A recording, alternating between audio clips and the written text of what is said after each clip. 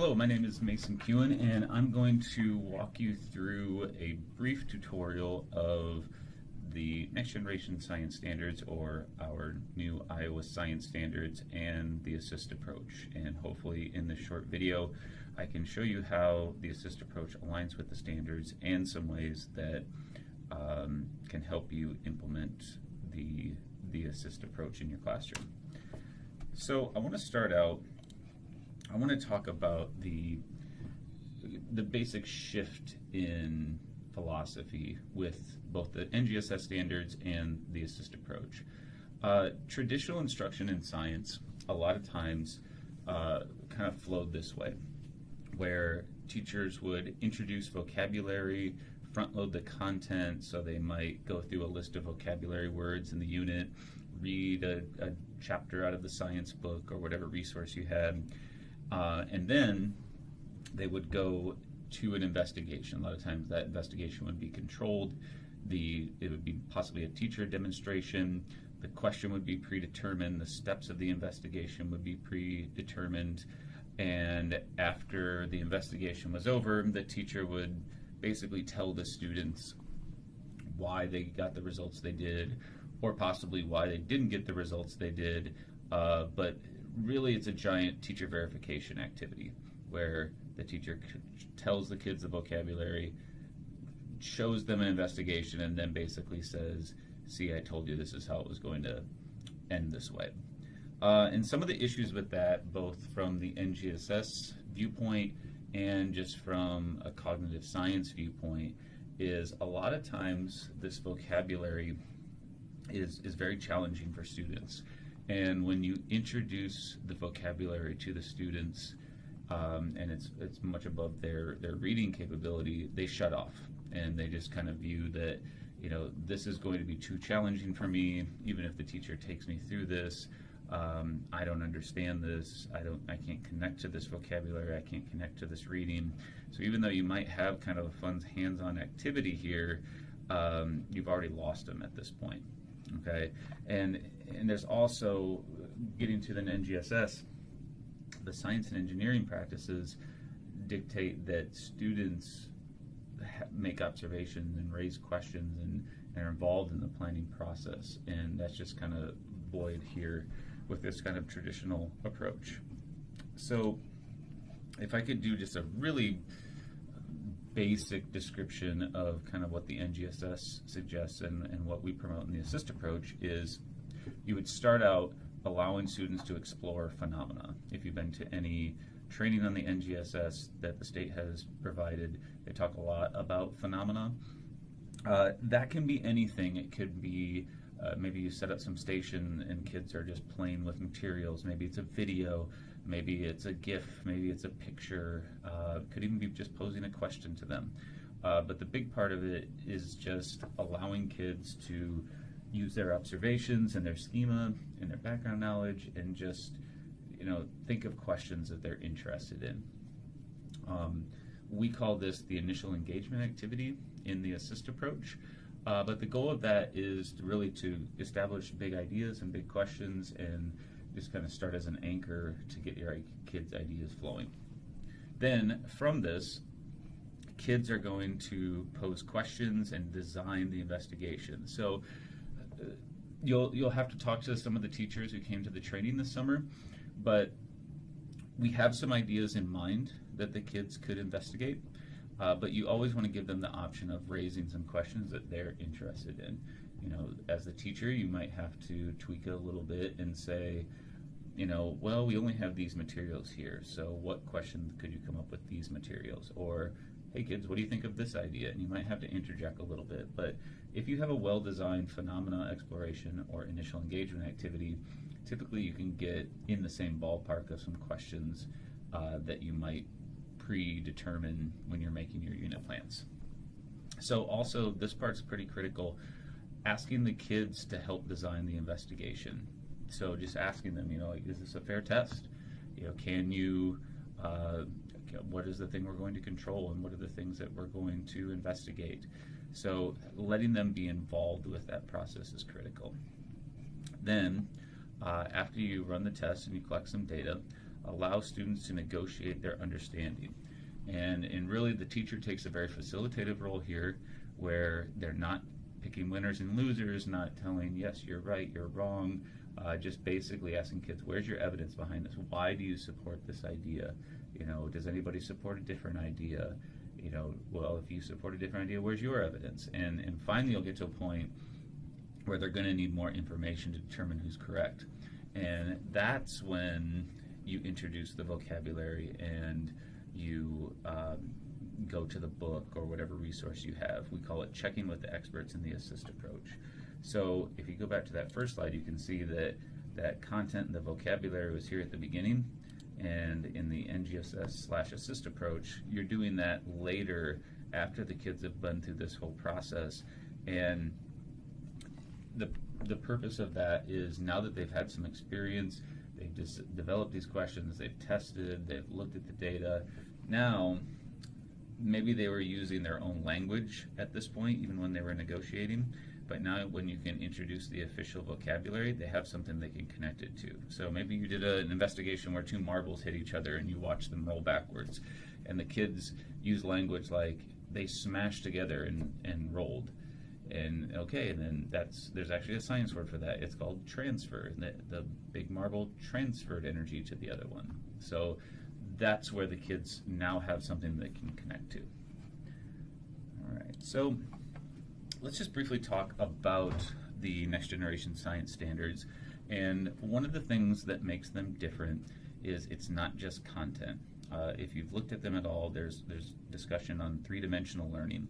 And those three dimensions are disciplinary core ideas, which is the content, cross-cutting concepts, which are ways that the different branches of science connect with each other, cause and effect and things like that, and then the practices, the science and engineering practices.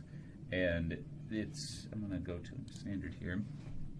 So if you take a look at the standards, your official Iowa standards are these performance expectations, which is this top box in white, and you can see that performance expectation is built on those three dimensions that we just mentioned. So there's this science and engineering practice, the disciplinary core idea, and this cross-cutting concepts, and they kind of morph those three together to create this performance expectation of plan and conduct an investigation to describe and classify different kinds of materials by their observable properties. Okay?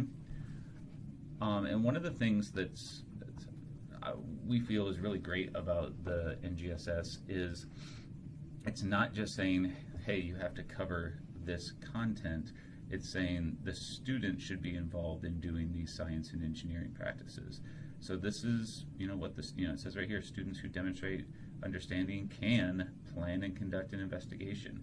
So it's asking you to allow the kids to attempt to plan and conduct the investigation. And of course, there's ways that you can help them with that, but it's very important to allow them the opportunity to try and plan it themselves. So I want to just kind of zoom in real quick here on the science and engineering practices. So once again, these are practices that the kids should be involved in. And so you can see here's the 8 here, and it's, again, very different than that traditional approach we started with, because kids are supposed to ask questions. They're supposed to develop models. They're supposed to plan and carry out the investigation. Kids are supposed to analyze and interpret the data using mathematical and computational thinking. And then down here, these three, there's been quite a bit of research where allowing kids to engage in these three practices really, really helps conceptual understanding. All of them are important, but I would say, especially the assist approach, we really focus on these three. So constructing explanations and designing solutions, engaging in argument from evidence, obtaining, evaluating, and communicating information. And we'll talk a little bit more about those when we get into the specifics of the assist here, but I feel that those are really important. All right, so the other thing that the standards, the Iowa standards and the NGSS really promote is bundling the standards. So what that means, and we'll go here to the Iowa core site. I'll just go to first grade, and we'll go to physical science and ways in their applications. So these 4 standards would be a bundle. So the way to think about it is you are going to teach the content in each of the standards because it's slightly different between each one, but you're going to kind of put them all under the roof of a very simple big idea. So as you can see with these four, this is all about matter and what it's made of. You can see that, let's just look at a few of these here. Placing an object in different materials in the path of a beam of light. Oh, I'm sorry, this is about waves. I was looking at a different one earlier. So this is waves and their applications in technology. So this is about light and sound. So the teachers that came to the training this summer, we actually looked at this bundle and we made a big idea of, we use our senses to take in information about the world, about the natural world, and two of those senses are light, or sight and hearing. So we would go into individual investigations for each one of these standards, but they all kind of fall under that big idea. So I'm going to pull up the kind of flow chart of the assist approach. So the units that have been created for you by the Waterloo teachers started out by looking at those bundles. Now it doesn't have to only be 3, we just put 3 in this model, could be 2, could be 4, depending on the bundle. And like we just did a second ago, you look at that bundle and you create a big idea of those different performance expectations. From that, the teacher creates the initial engagement activity. That's that phenomena exploration. This is where every unit starts this way, where it's kids kind of exploring and trying to figure out questions they have, building on their prior knowledge. Then we kind of tease out individual investigations from that initial engagement activity. So it's kind of like we took these, we bundled them together, and now we're pulling them apart. So you wouldn't have to do one-to-one, but most likely you would have an individual investigation for each performance expectation. Maybe you could hit 2 performance expectations with one investigation, but you're going to have multiple investigations here. Now, this down here is a zoom in of each of these 3 investigations. So I'm going to come down here for a second. And this is kind of this negotiation loop and this kind of flow and how it looks. So the student would complete the first investigation and they would collect some data. And then the teacher would ask the student to negotiate their understanding of that data. So it could be a simple question like, how does this help us solve our big question we were trying to figure out? What do you think happened when we saw this? Okay, the light marble rolled back farther each time, so why do you think that happened? So we kind of get into the why of what we saw in the investigation. And again, the teacher's taking that facilitative role, just allowing the kids to negotiate. And when they kind of get to a point where they need more information, then they would go to what we call the check with the experts.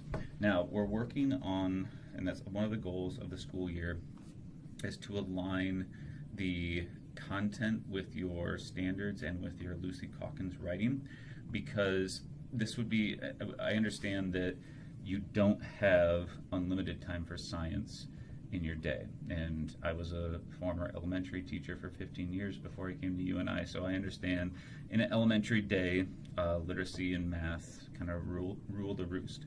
But this could be an opportunity where you could read a book about the content that you're studying here that the students are negotiating. You could do that during your workshop model. And then the kids could write about it during their Lucy Calkins time.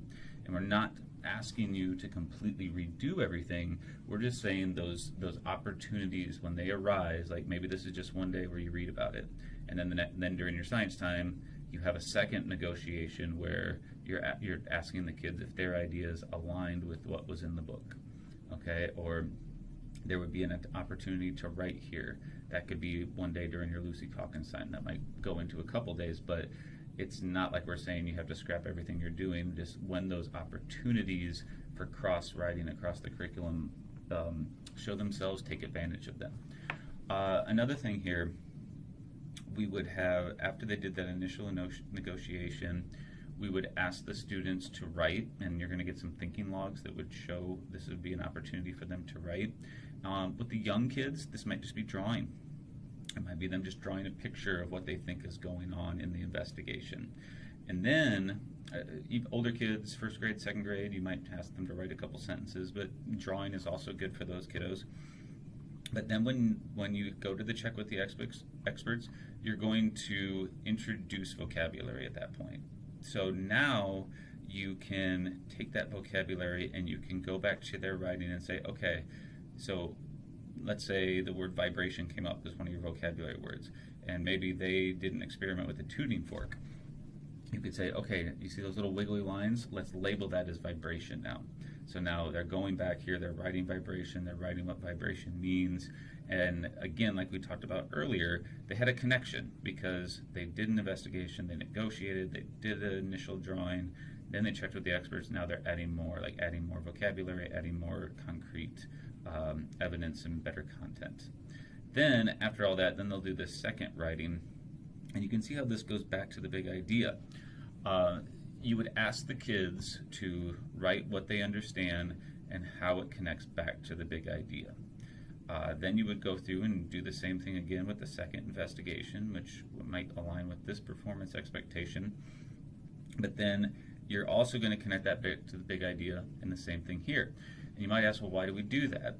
And the reason is, if you can get kids to recognize that this, and this, they all are somewhat connected. Maybe not exactly, maybe there's just a little bit that's connected, but all of these investigations are connected under that big idea. So the one that we talked about earlier with the light and sound, we have that big idea of we take in information with our senses. Two of those senses are hearing and sight. So how did this investigation about sight help you understand this better? How did this investigation about sound help you understand this better? How did this investigation about communication help you understand this big idea better? So after you do all of that, there's going to be a separate multimodal communication. Another way to describe this is an engineering challenge. And with each bundle, you should find, there should be one standard that probably has a little asterisk next to it, and that is the engineering standard in the bundle. And if you look at most of them, they kind of take all of the content from these different investigations and they ask you to kind of now use that information and do something with it. So it also creates a great opportunity for reteach, because let's say you go through all these and 75% of your class gets it, but you've got that other 25 that still didn't quite get it. Even though you gave great instruction, it happens. There's going to be some kids that don't get it. Now, all of the kids could be doing this engineering challenge. For example, the one with the light and sound, we worked on that one this summer, and we created this fictional scenario where there's this garbage island in the South Pacific, and there really is a garbage island in the South Pacific. And you went out to help clean it up, but you got stuck there, and you don't have a cell phone, and the only way to communicate with anyone are the planes flying overhead and the boats in the distance. So we gave the teachers that came a big box of just stuff, and they said, this is stuff you found on Garbage Island. I want you to explain how you communicated with planes and how you communicated with the boats going by. So they had to create some device that could reflect light and collide with each other to make vibrations. So they made these things, and they made a little commercial, or they made a little video about it, and all of the groups are doing this. So the 75% that kind of get it, you can kind of just let them go and say, create your thing, and you can work a little bit closer with the ones that don't quite understand it. And obviously you can bounce around. You don't have to exclusively work with the students who didn't get it the first time, but it gives that reteach opportunity. Okay.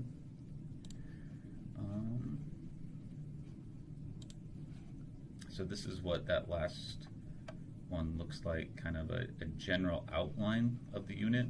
Here's the bundle, here's the big idea, here's the initial engagement activity to kind of elicit these questions.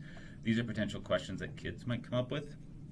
Here's a quick little definition of each one of those investigations, how you can write, and then here's that multimodal communication / engineering activity. And this is what your lesson plans are going to look like. So again, same thing. Here's the bundle. They have these 4 performance expectations, 3 science ones, 1 engineering. Here are the 3-dimensional, the cross-cutting concepts, the DCI, and the science and engineering practice that will be addressed during this unit. Here's the big idea. Here's the kind of a little overview of the initial engagement activity.